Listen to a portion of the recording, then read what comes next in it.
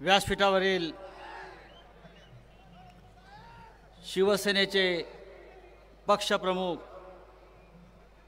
आदरणीय उद्धवजी ठाकरे आणि काय अब की बार चंद्रहार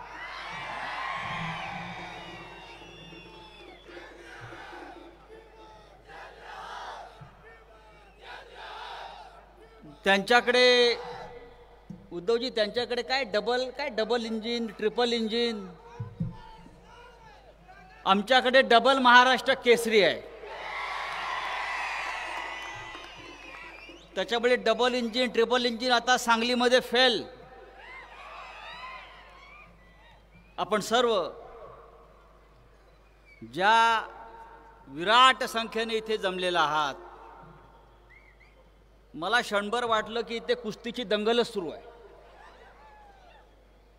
कारण सांगली कोल्हापूरला एवढी गर्दी कुस्तीलाच होती. पण माननीय उद्धवजी आले आणि ते खास पहलवान चंद्रहारसाठी आले.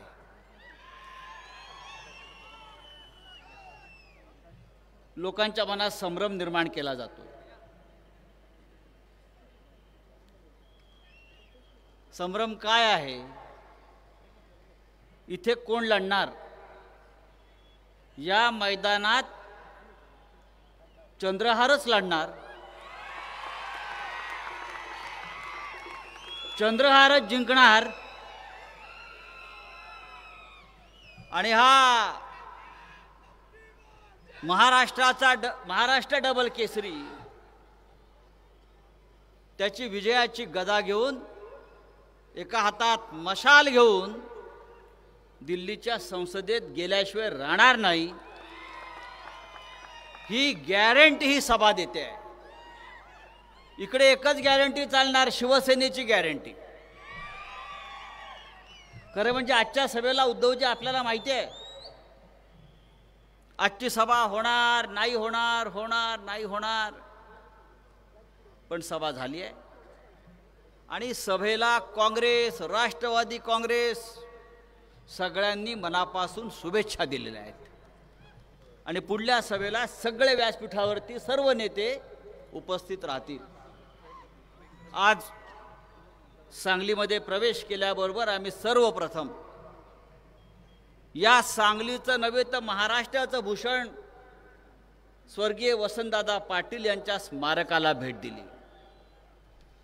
वसंतदादांचे आशीर्वाद घेतले. स्मारकावर विशाल पाटलांच्या मातोश्री शैलाभाभी उपस्थित होत्या, त्यांनी शुभेच्छा दिल्या. पतंगराव कदमांच्या कुटुंबानं शुभेच्छा दिल्या. आणि इथे आल्यावरती पाहिलं मिरजेमध्ये इकडल्या जनतेनंही चंद्रहारला आशीर्वाद आणि शुभेच्छा दिलेल्या आहेत. सांगली जिल्ह्याचे तारणहार कोण? चंद्रहार. मग काकाचं काय करणार? हिंदीमध्ये एक म्हण आहे, हिंदीमध्ये एक म्हण आहे, मौका पडे बाका तो गधे को भी काका कहना पड़ता है.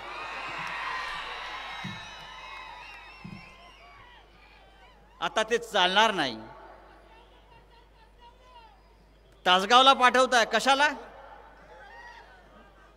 कुठेही पाठवा, पण चंद्रहार मात्र दिल्लीत जाईल याच्याविषयी माझ्या मनात शंका नाही. या महाराष्ट्रामध्ये आणि या देशामध्ये सध्या एकच आवाज घुमतो आणि एकच आवाज ऐकला जातोय, तो म्हणजे शिवसेनेचा आणि माननीय उद्धव ठाकरे साहेबांचा.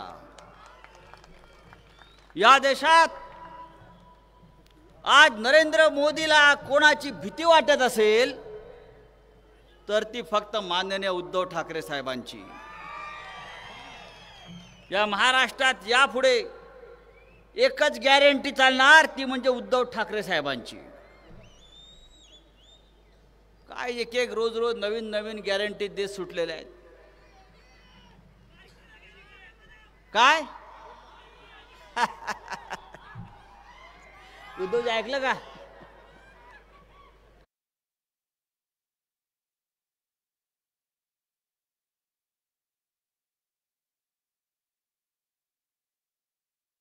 कोणाविषयी आपल्याला वाईट बोलायचं नाही,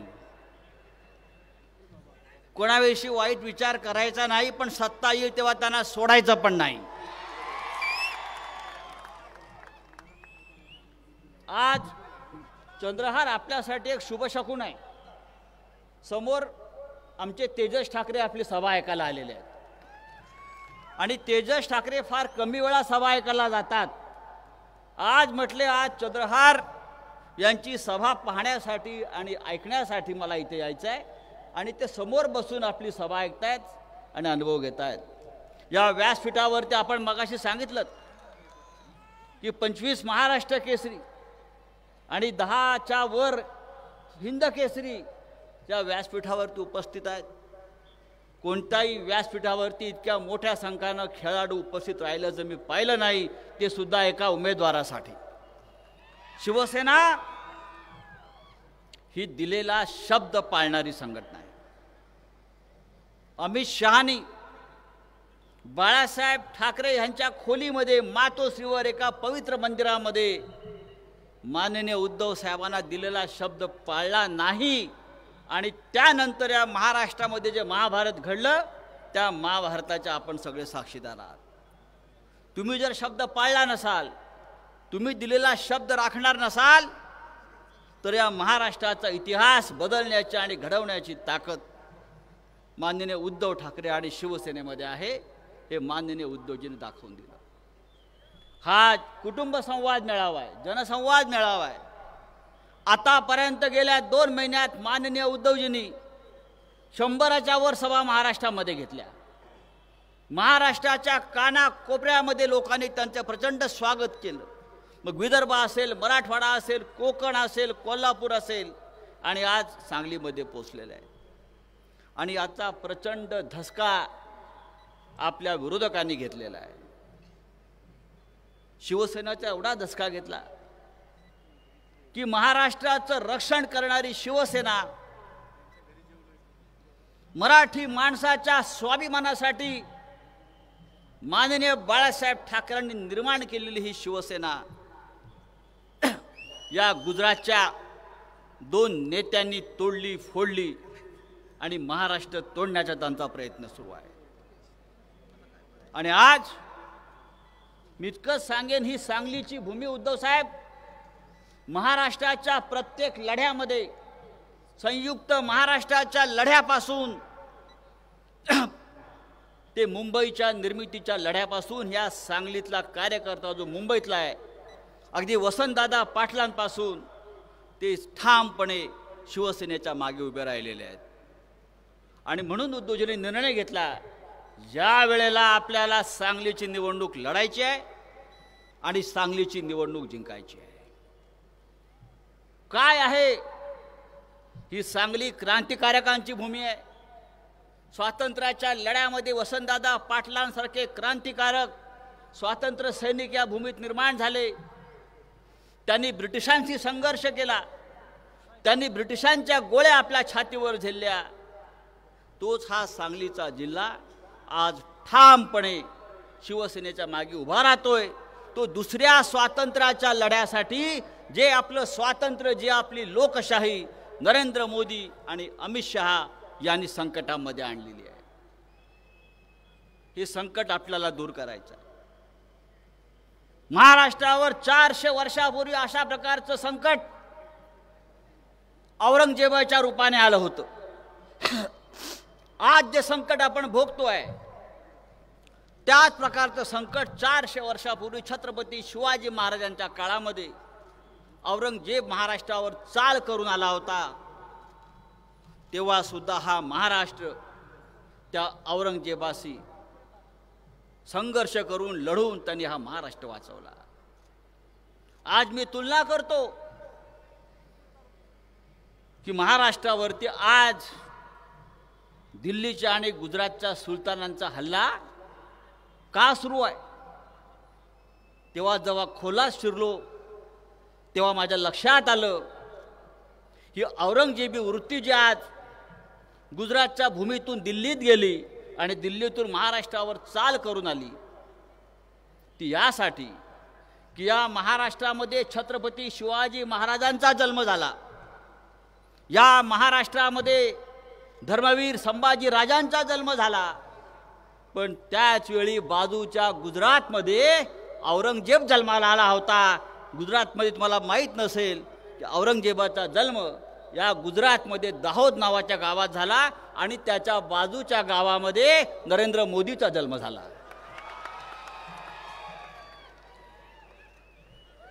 तेव्हा तुम्हाला कळलं असेल या महाराष्ट्रावर औरंगजेबाप्रमाणे या दिल्लीचे आक्रमण का होत आहेत.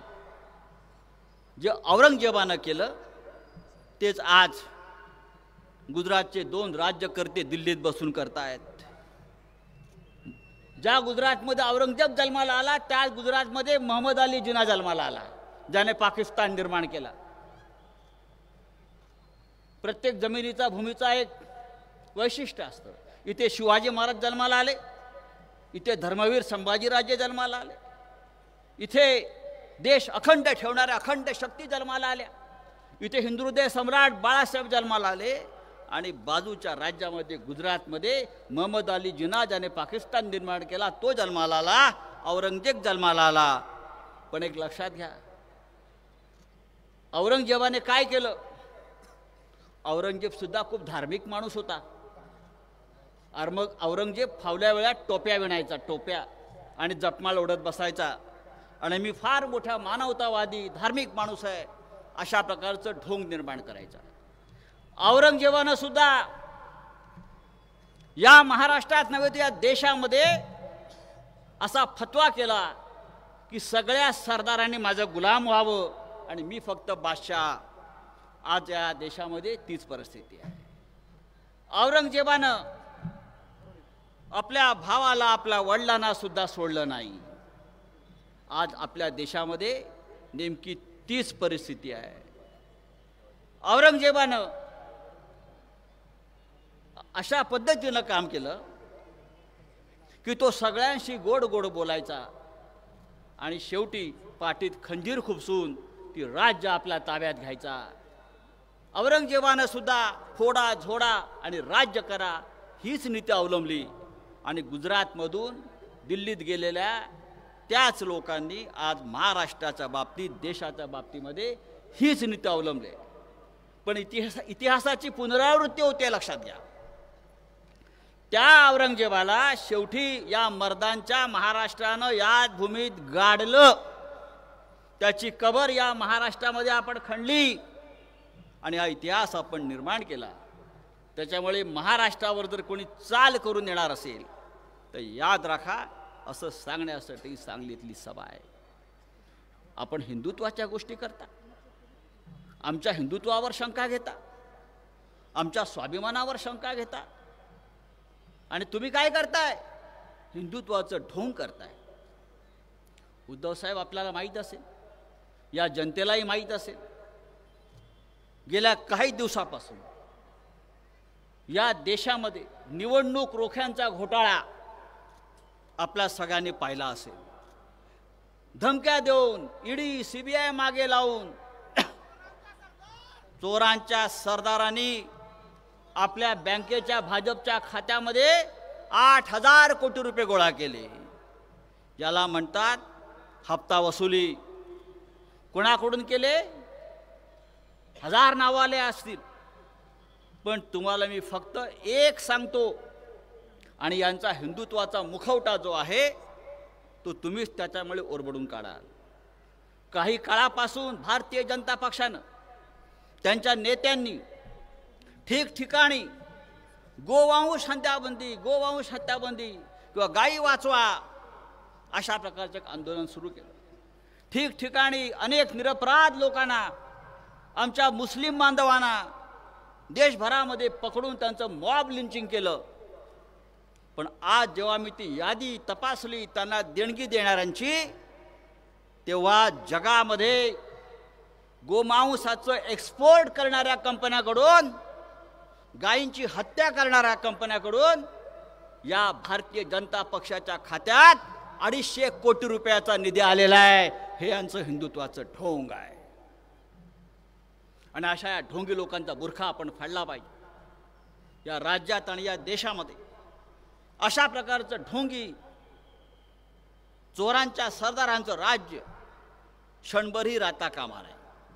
आणि मला खात्री आहे ही मिरजेची सभा ही त्या दृष्टीनं ऐतिहासिक आहे, सांगलीतली सभा त्या दृष्टीनं ऐतिहासिक आहे. सांगलीमध्ये जेव्हा जेव्हा क्रांतीची ठिणगी पडली या भागामध्ये, तेव्हा तेव्हा या महाराष्ट्रामध्ये परिवर्तन झाल्याचं मी पाहिलेलं आहे.